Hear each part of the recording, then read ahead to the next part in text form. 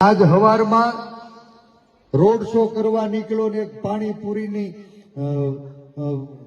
લારીએ બહુ બધી બેનું પાણીપુરી ખાતી હતી. મેં ઊભી રાખીને પૂછ્યું કે બેન પાણીપુરીની ડીશના કેટલા? તો કે 20. એટલા જ છે કે નહીં? પેલા કેટલામાં મળતી હતી?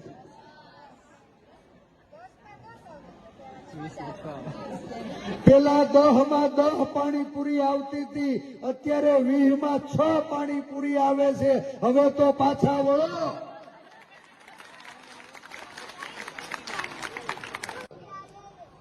આવક ઓછી થતી જાય છે અને બીજી બાજુ મોંઘવારીના મારથી બેન તમારી ઓલો કટકીનો માલ હવે બચતો નહીં હોય. બચે છે?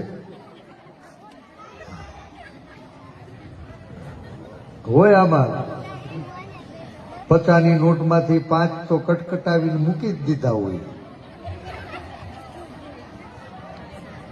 આ તમારા ભાઈને દિલ્હી બેહાડ્યા, તમારો કટકીનો માલ ઈ ખાઈ ગયા, કઈ વધવા નથી દેતા. હવે સમજજો એટલી હું વિનંતી કરવા આવ્યો છું.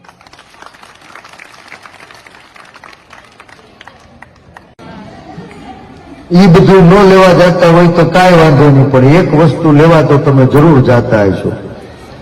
બોપટી, બંગડી, પાવડર ને લિપસ્ટિક ને જાઓ છો કે નહીં? હું પરમ દિવસે રાજકોટમાં પદયાત્રા શરૂ કરીને બજારમાં નીકળ્યો.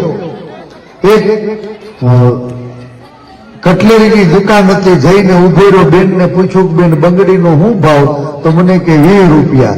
મેં કીધું પેલા કેટલા હતા? તો કે 10 રૂપિયા. મેં કીધું આ લિપસ્ટિકનો શું ભાવ? તો કે આ 10 રૂપિયાની છે. પેલા કેટલાની આવતી હતી? તો કે 6 રૂપિયાની. એ બેન સાચું કહેતા હતા કે ખોટું કહેતા હતા? સાચું કયો તમે?